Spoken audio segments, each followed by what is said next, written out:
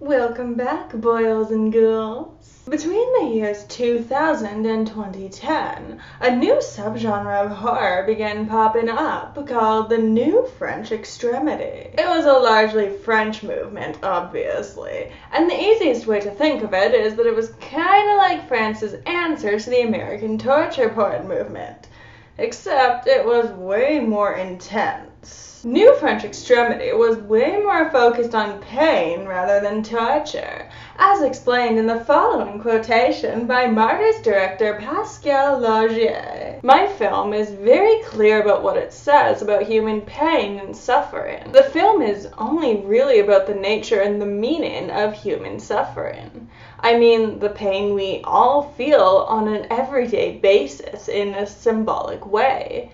The film doesn't talk about torture, it talks about pain. It also foregrounded sexuality and violence, taking plenty of influence from my man, the Marquis de Sade. And if you want to see a girl badly imitating Marie Antoinette makeup, all while trash-talking the Marquis de Sade, here is my review for Salo or 120 Days of Sodom. The other thing about New French Extremity that plenty of people found interesting was that it focused very much on body horror, a tool that many people use Cronenberg's The Fly to illustrate. The idea behind body horror is to turn the human body into something disgusting, or into something foreign and easily violated. Most critics who tried to tackle the New French Extremity movement panned it for its ugliness and savagery. But that being said, individual movies within the subgenre have actually been praised. Take Martyrs, for instance. Well, it was hardly universally liked, having only a 61% on Rotten Tomatoes. People who worked within the horror industry praised it, even being listed as number 31 out of 100 in Time Out's list of the best horror movies of all time. So what accounts for this huge dissonance in opinion? Is this an example of an unpopular genre dragging a good movie down? Let's get into the movie now and find out. So the movie opens up on Lucy, a young girl who's just escaped from being horrifically tortured. She's held in an institution where she meets Anna, a young abuse survivor who immediately takes it upon herself to help Lucy. Why? Well, later on in the movie she tries to kiss Lucy and just gets rejected, so take a wild guess. Clearly, they're just gals being pals. Anyway, Lucy's main problem at this point is that she keeps seeing a woman following her, and she blames this woman for the cuts that keep appearing on her arms. Fast forward a few years, we see this nice, normal family sitting down to breakfast, discussing the son's choice to drop out of school, and then Lucy breaks into the house and shoots everyone. Lucy then calls Anna and explains to her that these were the people that held her hostage years prior, so she had to kill them. Anna is horrified to hear this. She doesn't even seem to fully believe that these were the people who tortured Lucy, considering she just identified them from a picture in the newspaper. But alas, love will make you do the wacky, so she buries the bodies and agrees to clean up the mess. While she's doing this, however, Anna discovers that one of the victims actually survived, and she tries to help her escape just to have Lucy turn on her. Lucy bludgeons the survivor to death and then attacks Anna, but the whole thing is cut off when this mysterious woman who's been following her shows up. It's at this point revealed that this woman is actually another person who is being held hostage while Lucy was being tortured, someone who she saw and wasn't able to help. In the present day, the woman claws at Lucy and bangs her head against the wall. But Anna sees Lucy doing it all to herself, proving that the woman is nothing more than a hallucination brought on by trauma. At this point, Lucy decides that she will never be able to fully escape her captors, and so she cuts her throat with a kitchen knife. Now left alone in a house full of corpses, Anna calls her mom, who accuses her of trying to make her feel guilty by contacting infecting her, and then saying that she needs to stop letting Lucy control her life. After that pleasant phone call, Anna discovers that there's actually a strange basement to this house, where an emaciated woman covered in cuts and bruises is being held.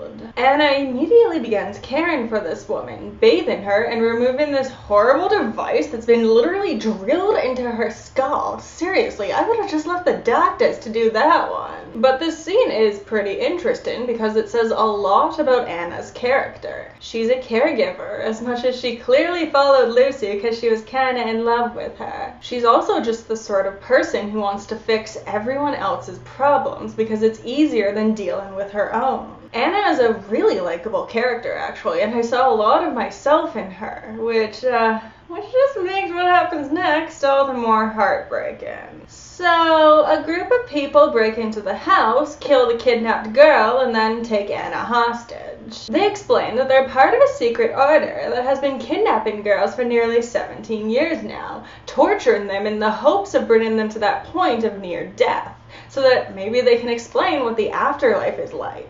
To date, most of their victims have merely gone insane, starting to hallucinate things like bugs crawling on their skin, or women who they were unable to save following them for years, things like that. But they believe that there exists a rare person who's able to completely give in to the pain and transcend by it. They then hold Anna hostage, beat her, starve her, and isolate her for Satan knows how long. There is this long stretch of the movie where there is barely any dialogue.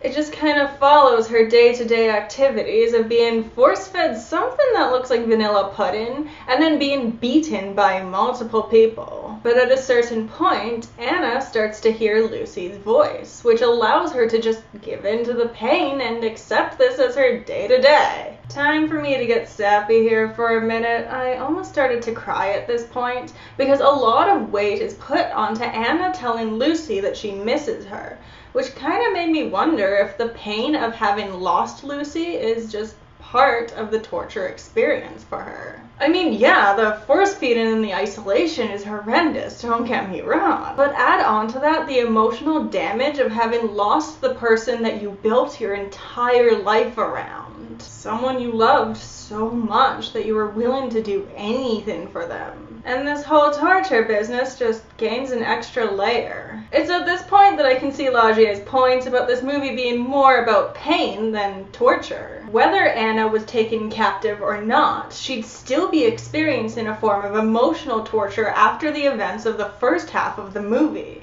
Between the abuse that she suffered as a child, which has clearly affected her so much that she feels the need to fix other people's problems to keep her mind off her own, and then losing Lucy. The physical torture is just kind of a manifestation of the emotional way that she has every right to feel at this point in the story. Once Anna reaches a point of total submission, the cult decides that she's ready for the next step. They skin her and leave her lying on a rack for hours, and somehow Anna manages to hold on to life long enough to not only transcend, but to tell the cult leader what she saw. The next day, the cult members gather to hear what Anna had to say, but rather than telling them, the cult leader decides that it would probably be better if she just shot herself, rather than let what Anna saw be discovered. Well, maybe the afterlife was just so good that she just couldn't wait to get there, Stay positive. This movie is horrendous, but in a very different way than something like August Underground or Hostel even. The torture feels deeper and more personal, taking on a very emotional angle. Lagier confessed to have written the script when he was dealing with clinical depression and suicidal thoughts, which does explain the movie's nihilism. There are many people who claim that this movie was too intense for them. Between the persistent torture scenes and the overall bleak tone, the movie never really gives you anything to hope for. From minute one, these girls are fucked. Even if you want to see them come out okay, that was just never a possibility. There was an American remake in 2015 that has a much lighter tone. I've never seen it, but I heard it's awful. And really, I don't want to watch a watered-down version of the same movie. This wasn't a viewing experience that I want to repeat very often, but it was still an incredibly affecting movie. It made me feel genuine sympathy for these characters. Another observation that I made was, despite the amount of torture in this movie, it somehow managed to make me feel more sad than disturbed. The torture that Anna endures is horrible, sure, and there is that good old body horror with Anna being flayed alive.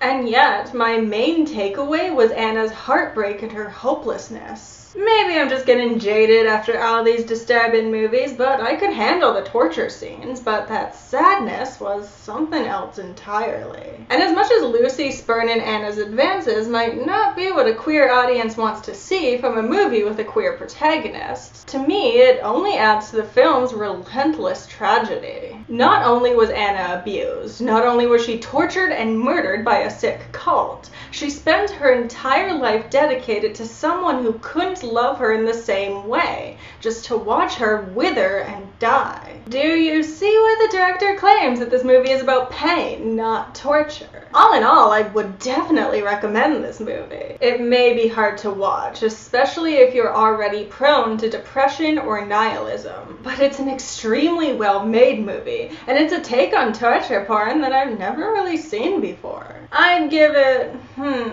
7 murdered stares out of 10. Now, don't forget to subscribe to this channel and click that little bell thingy to get notified, because next time we're talking about another disturbing movie and go into 1978's I Spit on Your Grave. This woman will soon cut, chop, break, and burn 5 men beyond recognition.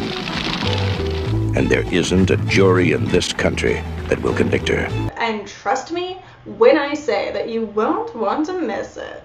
Give this video a like if you enjoyed it, and while you're down there, why don't you leave me a comment? Let me know if there are any other movies in the new French extremity movement that you'd recommend.